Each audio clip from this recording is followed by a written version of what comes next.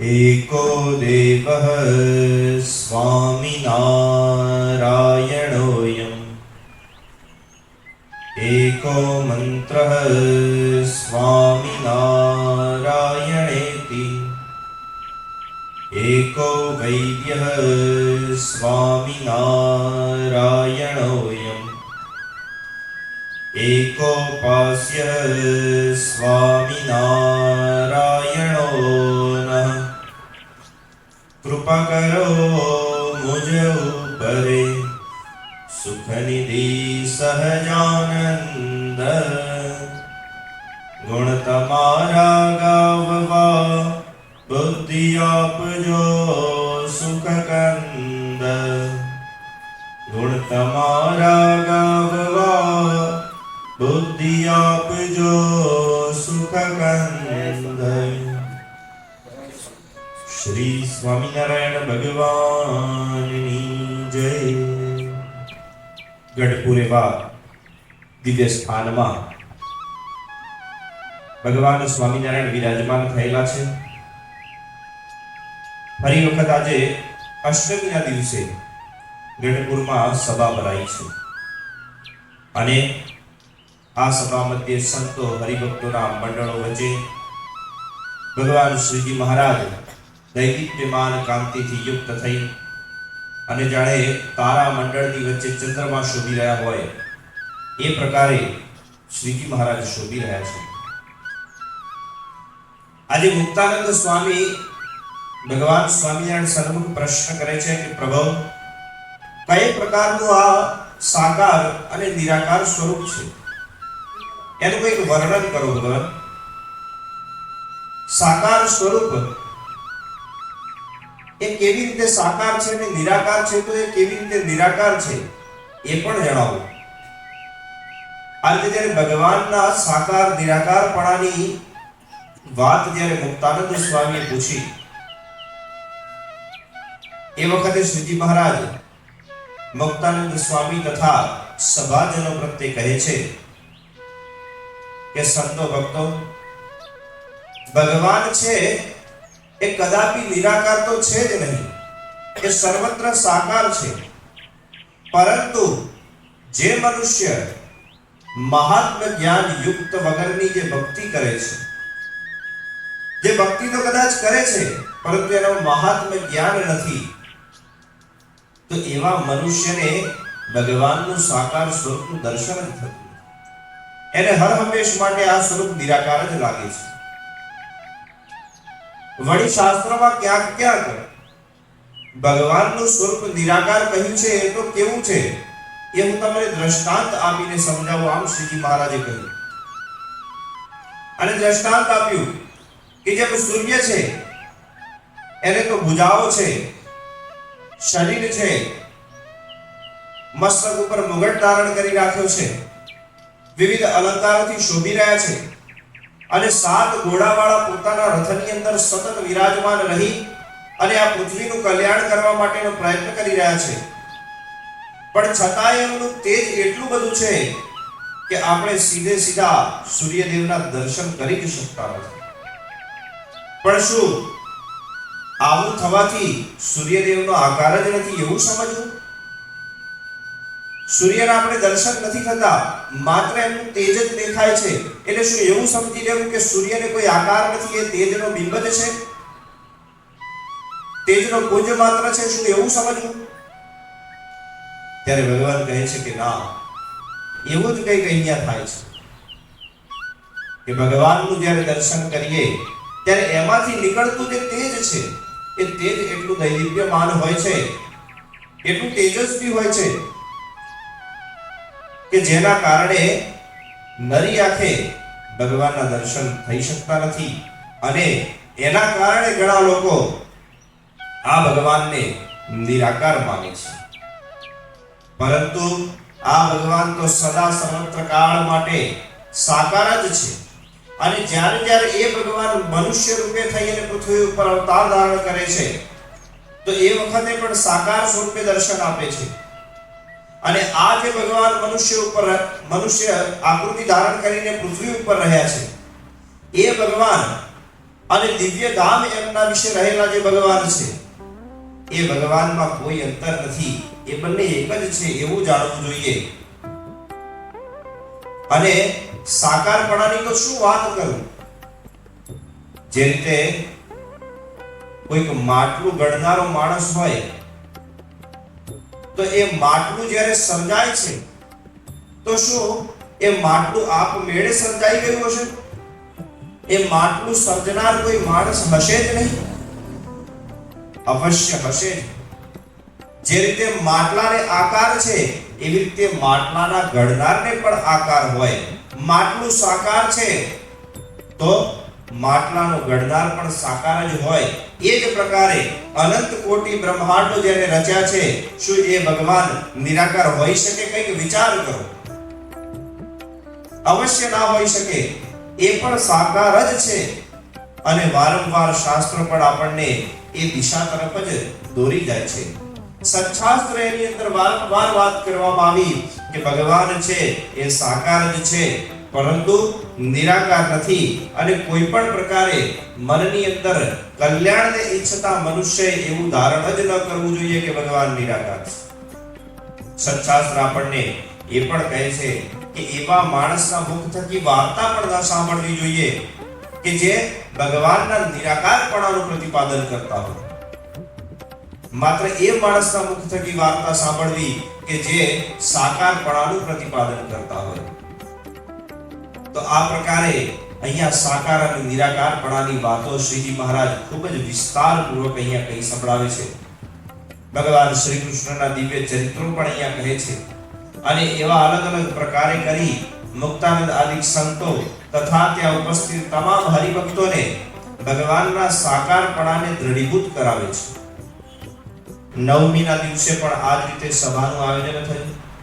અને એ નવમીના દિવસે વાસુદેવાનંદ બ્રહ્મચારી, જેને વાસુદેવાનંદ વર્ણી પણ કહેવાય છે, એમણે શ્રીજી મહારાજને પ્રશ્ન કર્યો કે પ્રભુ, તમે જે મંત્ર જાપ કહો છો, જે ભગવાનને પ્રસન્ન કરવાનું સાધન છે, એવો આ મંત્ર જાપ એ અમારા જેવા ભક્તોએ કેવી રીતે કરવો જોઈએ? એ મંત્ર જાપનો સગળો વિધિ જણાવો. હવે આમાં વાસુદેવાનંદ વર્ણી કયા મંત્ર જાપની વાત કરે છે? એ મંત્ર જાપ કે જે ભગવાનને પ્રસન્ન કરવા માટે આપણે માળા લઈ અને કરતા હોઈએ છીએ, અને એ કેવી રીતે કરવો એની વિસ્તારપૂર્વક વાત અહીંયા પૂછવામાં આવી. અને શ્રીજી મહારાજ પણ એ જ પ્રકારે ખૂબ ઊંડાણપૂર્વક જણાવે છે કે કેવી રીતે મંત્ર જાપ કરવો જોઈએ.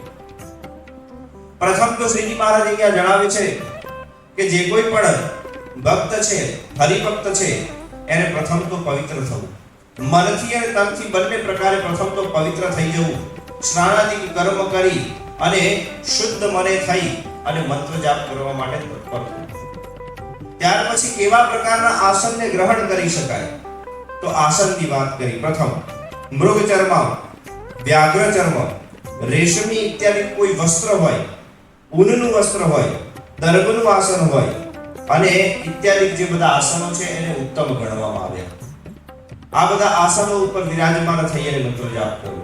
કેવા આસનો ગ્રહણ ન કરવા, તો જે ઉપર લોખંડ હોય, લોખંડનું ક્યાંક ને ક્યાંક એમાં ભાગ રહેલો હોય, વાંસનો એની અંદર ભાગ રહેલો હોય, પથ્થરથી નિર્મિત હોય, ઘડ્યા વગરનું કાષ્ઠ હોય, ઇત્યાદિ જે આસનો છે એને વર્જ્ય માનવામાં આવ્યા છે.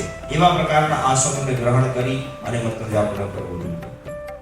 હવે માળા કેવી લેવી, તો માળાની વાત આવી કે તુલસી દ્વારા નિર્મિત હોય, દર્ભની હોય, ચંદનની હોય, રુદ્રાક્ષ, સ્ફટિક, કમળ બીજ અને આમળા ઇત્યાદિની જે માળાઓ છે એને શ્રેષ્ઠ ગણવામાં આવી છે. આ બધી માળાઓ ગ્રહણ કરી અને માળા જપ માળા કરી શકાય છે. કેવી માળા ન લેવી, તો તૂટેલી, કટકટ અવાજ એની અંદરથી થતો હોય, એના મણકા એકબીજાથી ઘણા દૂર થઈ ગયા હોય, એની અંદરનો જે દોરો છે એ ઢીલો થઈ ગયો હોય, દોરો વ્યવસ્થિત હોય નહીં, અશુદ્ધ હોય, અને એવી માળા કે જે કોઈ અપવિત્ર માણસે ધારણ કરી રાખેલી છે, કોઈ પાખંડી માણસે ધારણ કરી રાખેલી છે, તો એવી માળા ગ્રહણ ન કરવી. સ્ત્રીઓએ પુરુષની માળા ગ્રહણ ન કરવી અને પુરુષોએ સ્ત્રીઓની માળા ગ્રહણ ન કરવી. તો ઇત્યાદિ પ્રકારના આની અંદર ભેદ આપ્યા અને કહ્યું કે માળા કેવી રીતે એની અંદર ગ્રહણ કરી શકાય. ત્યાર પછી શ્રેષ્ઠ માળા એ જ છે કે જેની અંદર 108 મણકા હોય. એવી માળા જ અવશ્ય ગ્રહણ કરવી અને એને દ્વારા જ મંત્ર જાપ કરવો. હવે માળાની અંદર બીજા બે પ્રકારો પણ છે. એક છે અક્ષરમાળા. અક્ષરમાળાની અંદર આપણે જે પણ મંત્ર ધારણ કર્યો છે એને અકાર આદિની શ્રેણીની અંદર લખી અને પ્રથમ તો પોતાની સન્મુખ મૂકી દેવો. ઉદાહરણ તરીકે સ્વામિનારાયણ છે તો એની અંદર અકાર આદિ પ્રમાણે કયો શબ્દ કયો અક્ષર પહેલો આવે તો એ અક્ષરને પહેલા મૂકવો. પછી બીજો કયો આવે એ રીતે આખો મંત્ર ત્યાં આપણા સન્મુખ મૂકવો અને એક એક અક્ષરે કરી અને વારંવાર એ માળા કરવી. તેને અક્ષરમાળા કહેવામાં આવે. તો આ કરમાળાની વાત થઈ. હવે આ ઉપરાંત પણ અહીંયા શ્રીજી મહારાજ જપમાળા કરવા માટેના ઘણા નિયમો જણાવે છે.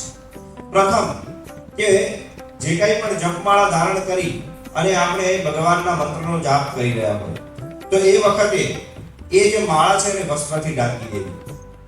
અને આનું પણ શાસ્ત્રની અંદર નિર્દેશ આપેલો છે કે વસ્ત્રથી કેમ ઢાંકવામાં આવે છે. માળા કરતી વખતે વસ્ત્રથી ઢાંકવાનું કારણ મુખ્ય એ હોય છે કે આસપાસની અંદર રહેલી જે પ્રેત આત્માઓ જે અદ્રશ્ય છે જેને આપણે જોઈ શકતા નથી તો એવી જે પ્રેત આત્માઓ છે એ જ્યારે આ માળા થતી હોય એનું દર્શન કરે છે તો એની અંદર રહેલું જે પુણ્ય છે એ એમની પાસે ચાલી જાય છે અને એ પુણ્ય જે તે મનુષ્યને પ્રાપ્ત થતું નથી. એટલા માટે માળાને ઢાંકીને કરવા માટેનો નિર્દેશ શાસ્ત્રએ કરેલો છે. તો પ્રથમ તો અહીંયા એ વાત કરી. ત્યાર પછી શુદ્ધ અને પવિત્ર થઈ અને કહેવાય કે મનથી જો શુદ્ધ થવાનું છે તનથી પણ શુદ્ધ થવાનું છે પણ આસને કરીને પણ શુદ્ધ થવું. આસન પણ જેમ તેમ ધારણ ન કરવું. ટટાર થઈ સ્થિર થઈ અને શાંત ચિત્ત થઈ અને બેસવું. સ્વસ્તિકાસન પદ્માસન ઇત્યાદિની અવસ્થાની અંદર બેસવું અને ત્યારબાદ ભગવાનનું જ મનની અંદર સ્મરણ કરતાની સાથે સાથે એ માળા કરવી. માળા કોઈ દિવસ આપણા પગને ન અડી જાય એનું અવશ્ય ધ્યાન રાખવું. માળા પૃથ્વી ઉપર પણ અડવી ના જોઈએ એ પ્રકારે જ માળા કરવી. મસ્તક ઉપર કઈ બાંધવું નહીં. મોઢ્યા વિના પણ જપ ન કરવો. અહીંયા પણ શાસ્ત્ર ઘણો નિર્દેશ કરે છે કે જપ માળા જ્યારે કરતા હોઈએ ત્યારે અવશ્ય શરીર ઉપર ઉત્તરીય વસ્ત્ર ધારણ કરવું અને ઉત્તરીય વસ્ત્ર ધારણ કરીને જ માળા કરવી. પરંતુ ઉપરથી ઉઘાડું થઈ અને માળા ન કરવી. પરંતુ અહીંયા શાસ્ત્ર એ પણ નિર્દેશ કરે છે કે જે જનોઈ ધારણ કરનાર છે તો જનોઈ છે એક પ્રકારનું ઉત્તરીય વસ્ત્ર જ છે. એટલા માટે જે જનોઈ ધારણ કરનાર છે એને ઉત્તરીય વસ્ત્રનો કોઈ એની અંદર બાદ નથી. કે ભૂખ અને તરસથી ઇત્યાદિથી વ્યાકુળતા જો વ્યાપી હોય તો એ સમય પણ કહેવાય કે જપ ન કરવો જોઈએ. શરીરમાં વ્યાકુળતા ન હોવી જોઈએ. શાંત ચિત્ત હોવું જોઈએ. શાંત તન અને મન હોવું જોઈએ. એ વખતે જ માળા કરવી જોઈએ. પગરખા પહેરેલા હોય તો એ વખતે પણ માળા અવશ્ય ન જ કરવી જોઈએ. તથા બીજા ખાટલા ઇત્યાદિના જે સ્થાનો છે ખાટલામાં બેસીને પણ માળા ઇત્યાદિ ન કરવી જોઈએ. એને શુદ્ધ અને પવિત્ર સ્થાન ચયન કરી એ પણ શુદ્ધ કરેલું હોય વાળી જાપટી અને ચોખ્ખું કરેલું હોય એવા સ્થાનમાં બેસીને જ જપમાળા કરવી જોઈએ. ઇત્યાદિ ન કરવી જોઈએ. ત્યાર પછી વહાણ રથ ઇત્યાદિ જે વાહનો છે એની અંદર જે ચાલતા વાહનોની અંદર બેસીને પણ માળા ન કરવી જોઈએ. પગ લાંબા કરી અને માળા ન કરવી જોઈએ. આ રીતે કહ્યું અહીંયા એ પ્રકારે સુંદર અને સ્થિર આસનની અંદર વિરાજમાન થઈને જ માળા કરવી જોઈએ. ત્યાર પછી કહેવાય કે ગોઠણ ઉપર પગ ચડાવીને એટલે પગ ઉપર પગ ચડાવીને એ રીતે પણ માળા અવશ્ય ન કરવી. જ્યારે માળા કરતા હોઈએ ત્યારે માળાની અંદર જે ધ્યાન હોવું જોઈએ બીજી કોઈ બાબતમાં ધ્યાન ન રાખવું જોઈએ. મૌન ધારણ કરવું જોઈએ. બીજા કોઈ સાથે વાર્તાલાપ પણ અવશ્ય ન કરવો જોઈએ. અને ભગવાનના મહિમાનું ચિંતન એ મનોમન કરતા માળા કરવી જોઈએ. ઉંદર ઇત્યાદિ જે પશુઓ છે બિલાડી ઇત્યાદિ પશુઓનો સ્પર્શ થઈ જાય તો માળાને ત્યાં જ મૂકી અને પ્રથમ પ્રાણાયામ કરવા અને આચમન કરવું અને મનથી પાછા શુદ્ધ થવું અને પછી પરત પાછી માળા શરૂ કરવી. માળા કરતા જો માળા નીચે પડી જાય છે તેના પ્રાયશ્ચિત સ્વરૂપે ફરી એક વખત આપણે આચમન ઇત્યાદિ વિધિ કરવી, પ્રાણાયામ ઇત્યાદિ વિધિ કરવી અને ફરી એક વખત માળા શરૂ કરવી અને એના પ્રાયશ્ચિત સ્વરૂપે એક માળા જે નિયમની કરતા હોય એનાથી વિશેષ કરવી જોઈએ. માળા નિયમિત કરવી જોઈએ. કેવી રીતે? તો ધારો કે એક દિવસે 5 કરી તો બીજા દિવસે 5 જ કરવી, પણ 5 થી ઓછી ન કરવી. એનાથી વધારે કરી શકાય પણ ઓછી તો અવશ્ય ન જ કરી શકાય. તે નિયમિત માળા કરવી જોઈએ. અને દિશાનું પણ ચયન વ્યવસ્થિત રીતે કરવું જોઈએ. ઉત્તર અને પૂર્વાભિમુખ થઈ અને માળા કરવી જોઈએ. માળાની અંદર 3 ભેદ બતાવવામાં આવે. ત્રણ વેદ કયા? તો સર્વપ્રથમ છે તો એ વેદને કહેવાય છે કે ઉચ્ચારણ કરતા કરતા મંત્ર આપણે જ્યારે બોલતા હોઈએ છીએ, ધારો કે સ્વામિનારાયણ મંત્ર છે, તો સ્વામિનારાયણ મંત્ર બોલતા બોલતા શબ્દ મંત્ર આપણે બોલીએ છીએ એ બહાર બીજાને ખૂબ સરળતાથી સંભળાઈ રહ્યો છે, એવા પ્રકારનો મંત્રનો જાપ આપણે કરી રહ્યા છીએ. તો એ રીતે જે જાપ છે એને મંત્ર બોલતા બોલતા કરવાની માળા કહેવામાં આવે છે. તો આ જે જપ છે એને વાચિક જપ કહેવાય છે. વાચિક જપ જેને આપણે બધા સાંભળાઈ શકીએ છીએ. ત્યાર પછી છે બીજા પ્રકારનો જપ પ્રકાર. તો એ કેવા પ્રકારનો છે? આમ આપણે બોલીએ તો છીએ પણ બહુ સ્પષ્ટ રીતે સંભળાતું નથી. ખાલી હોઠ ફફડે છે, હોઠ થોડા થોડા ફફડે છે અને સ્વામિનારાયણ શબ્દ મનની અંદર થોડું બોલીએ છીએ, થોડો થોડો શબ્દ સ્પષ્ટ નહીં, અસ્પષ્ટ એવું બહાર લોકોને સંભળાય છે.